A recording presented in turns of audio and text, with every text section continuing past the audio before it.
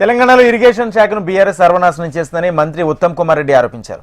10 ఏళ్ల బీఆర్ఎస్ పాలనలో ఇరిగేషన్ శాఖలో చేసిన చారిత్రాత్మక తప్పిదాలను సరిచేస్తున్నామన్నారు.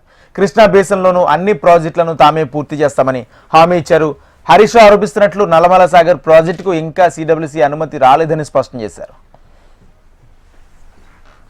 మా మొత్తం ప్రాజెక్టు 90 టీఎంసీలు, కానీ ఆ 45 టీఎంసీ కొద్దిగా ఇంకా లేట్ అయితే ఈ 45 TMC savings in my irrigation వెంటనే ఉపయోగించుకుంటాం, దీనికి అనుమతి అని చెప్పి మేము రాస్తే ఈ లెటర్ తీసుకుపోయి, ఆ లెటర్ అయితే ఇంగ్లీష్ ఉంది, నేనైతే రాసిన విషయం ఇది 90 టీఎంసీ మొత్తం ఇవ్వాలి, ఆ 45 ఏమైనా డిలే అయ్యేటట్టే ఈ 45 అయినా ఇమీడియట్గా ఇవ్వండి చెప్పి ఇనిషియల్ ఫేజ్ అని చెప్పినాం. దానికి తీసుకుపోయి ఆ లెటర్ చూపెట్టి రోజు మాజీ ఇరిగేషన్ మంత్రి హరీష్ రావు కాంగ్రెస్ వాళ్ళు మోసం చేస్తుండ్రు, మేము 90 అనుకున్నాం, వీళ్ళు 40 అంటున్నారు.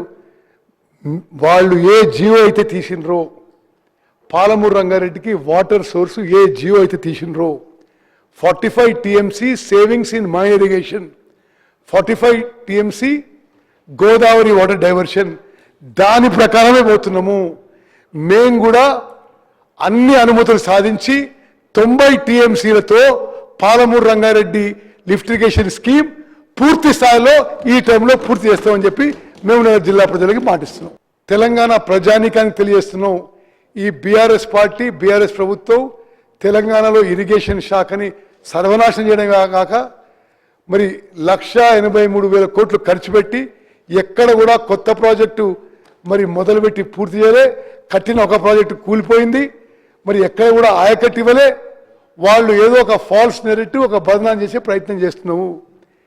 కృష్ణా బేసిన్లో పాలమూరు రంగారెడ్డి, కల్వకుర్తి, నెట్టెంపాడు, భీమా, కోయిల్ సాగర్, కొడంగల్, నారాయణపేట, ఎస్ఎల్బిసి టనల్, డిండి, కృష్ణా బేసిన్ ప్రాజెక్ట్స్ అన్నీ కూడా హైయెస్ట్ ప్రయారిటీతో మా ప్రభుత్వం పూర్తి చేస్తుందని చెప్పి నేను మరోమారు మాటిస్తాం.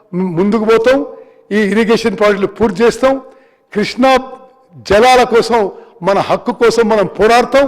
కృష్ణా బేసిన్ రైతులకి మేలు జరిగే విధంగా ఈ ప్రభుత్వం ముందుకు పోతుందని మనం చేస్తూ ముగించుకుంటున్నాను.